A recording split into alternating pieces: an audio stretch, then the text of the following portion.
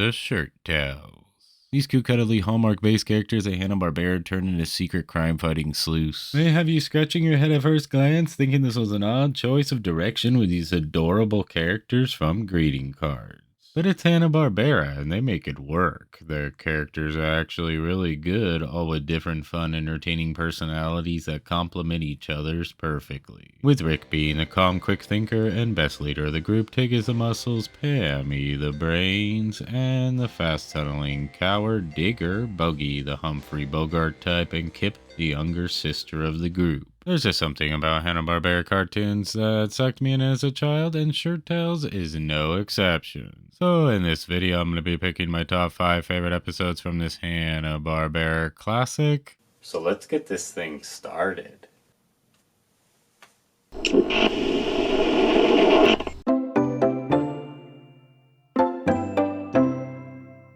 The gang is headed on vacation and Bogey has the perfect place, a western ghost town. Did you say ghost town? Oh dear. I'm with Digger on this one. A ghost town doesn't necessarily sound like paradise to me, but the others disagree. Yeah, don't be scared, Digger. We're gonna have lots of fun. What they don't know is that there's a guy and his dog already in the ghost town looking for a lost gold mine. And when the Shirt Tales show up, he believes they're also there for the gold, and he must get rid of them. And when he hears Digger say he's afraid of ghosts, it gives him the perfect idea. So, a little worried about ghosts, huh? So he and his dog Roy set out to make themselves look like ghosts using the old sheet trick to scare the Shirt Tales off. Let the scaring begin.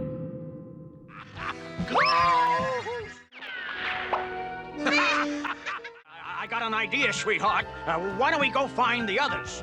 The Shirt Tales are minutes away from being scared out of this ghost town when Rick the Raccoon discovers that this ghost town has a lost gold mine. They'll take this information and quickly piece it together that there must be someone there looking for the gold and trying to scare them off. This is when they try their hand in scaring with white sheets on. And let's just say they scare the sheets right off Roy and his master and send them rolling into the lost gold mine. I remember when I first got the Shirt Tales Complete series, I was excited to watch the episode where they go to a western ghost town. Simply because it was the episode that stuck with me since I was a child for some reason, so I guess you can say I have nostalgia for it. But it's also a really good episode, and I like when they're away from Mr. Dinkle in the park. It makes it a little different, and I enjoy that. This top 5 episode video will continue after this short break. Dino Thunder and Ninja Storm together in part 2 of the JetX World Premiere. It's gonna have to destroy you. Then prepare yourself Sunday morning as the greatest Rangers ever join forces for 5 full hours. We good guys gotta stick together, right? And now back to the video.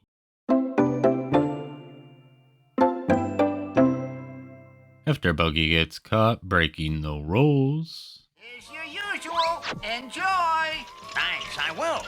Dinkle restricts him from leaving the treehouse for 24 hours, and he personally will be standing guard. This is a problem because the Shirt Tales want to sneak away and have their nightly fun at the arcade across the street. But Rick the Raccoon has an idea to pretend sleepwalking underground to the Fun Time Arcade. Now, I'm not sure why faking sleepwalking makes it possible to sneak out considering they're underground, but anyways, it's game time. That'll show you, Space Raiders. After the Shirt Tales use their one and only quarter and are ready to head back, that's when a machine offers them a free game. Little do they know that they'll be shrunk down to size and sucked into an arcade.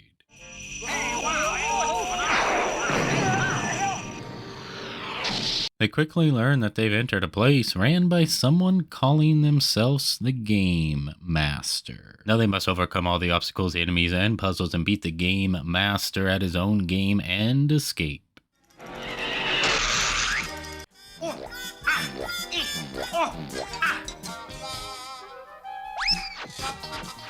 The Game Master is an enjoyable episode that I think is a lot of fun. It's not the usual saving someone and piecing clues together type Shirt Tales episode, it's just a fun episode where they get sucked into an arcade. Now I have seen this type of thing before where characters enter some kind of game world ran by some type of game master, and Shirt Tales does it well. These are the type of characters I would want to see in a video game. Unfortunately, they didn't get one, but they did get a board game, and it's pretty cool.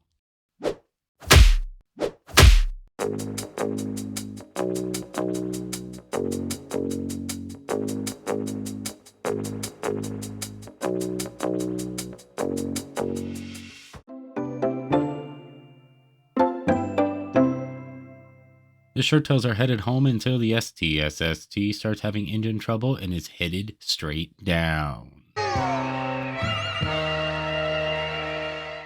They finally crash land right into a tree and quickly start repairs on the vehicle when they suddenly hear circus music. The music excites everyone in the Shirt Tails and sends them running towards the sound. Everyone except Pammy Panda, that is. Tig! Digger! Rick! Oh! They finally find where the sound is coming from, an amusement park called Pleasure Valley. And at first glance, it seems to be completely abandoned. Until the owner pops out in excitement seeing his first guest. He offers them a run of the complete park, and here's the best part. Everything is completely on him. Free? I'm not waiting anymore. Come on, sweetheart. Pammy still doesn't trust the situation, but everyone else is too excited to care and runs off to enjoy this amazing amusement park. Hey, Dig, isn't this great? Yahoo! So is this a dream come true amusement park with lots of free food and rides with only fun? Or is Pammy Panda right to be suspicious and will expose this creep for who he really is? Well, if you have watched it, like I'm sure you have, you already know the answer. And if you haven't, go watch it for crying out loud. It's really good and more than likely will shock you. Oh, I wonder what he's up to. Pleasure Valley is another episode that puts the gang away from the park and Mr. Dinkle, which is obviously something I enjoy. And this one, of course, is a lot of fun. There's just something about an empty amusement park in the middle of nowhere that instantly draws me in. Especially when it's kind of scary, and this one has that with the creepy clown heads everywhere. And now it's time for... Did You Know?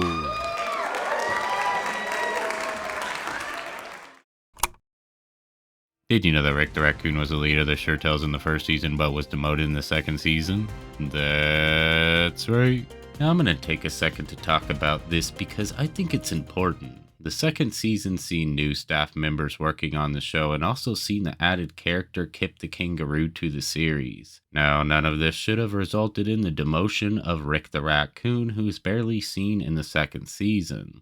So, what was the reason for this? What dirty deed did Rick the Raccoon get caught doing to piss off these new staff members? Did he sleep with one of their wives? Did he get caught selling Shirt Tails merch under the table that he wasn't supposed to? Or did he simply get caught smoking doobies while listening to that rock and roll music he loves so much? This we will never know. All I know is I feel he got screwed and deserved more regardless of what he may have done. Well, now you know!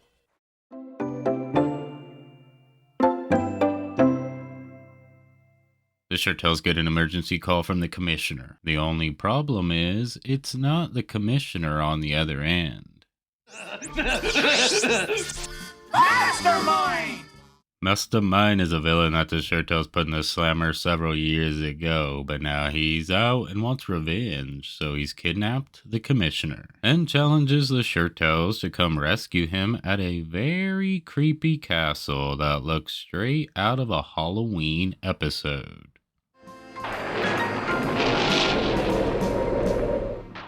Of course the gang sets out to rescue the commissioner. I mean, they're the Shirt Tails. That's just what they do. This creepy castle is filled with booby traps that has not only Digger, but the entire gang running in fear. What are you waiting for? Now, Mastermind does catch them a few times, but thinks they're just cute cuddly animals. I mean, they couldn't possibly be the Shirttails that put them away years ago. Too bad too, because if he just realized that they are the Shirttails, he probably could have taken them down in this episode. Oh well, his frustration with these cute animals getting in the way grows, so he sends a vicious dog after them. A nice doggy, nice crusher. They escape the dog, and with some thought out planning and some sabotage on his computers, they get Mastermind and free the commissioner. Thank you, Honorary Shirttail. Honorary Shirttail. The Commissioner is Missing is one of the few Shirttail episodes that actually has a spooky feeling to it, with the creepy castle images, spooky background sounds, and Mastermind, who to me is the scariest villain in Shirttails. There's just something about him that makes him kind of terrifying. I got 'em all. The Shirttails are mine.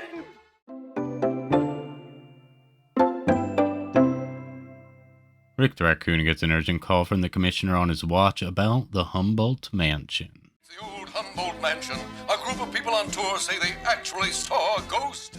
So the Shirttails head out to find out if this mansion is really haunted, and let's just say Digger's not thrilled about it. When they arrive, they are met by a creepy caretaker who sounds like he's from Transylvania or something. If I were you, I would go home. This place is haunted by a ghost, you know.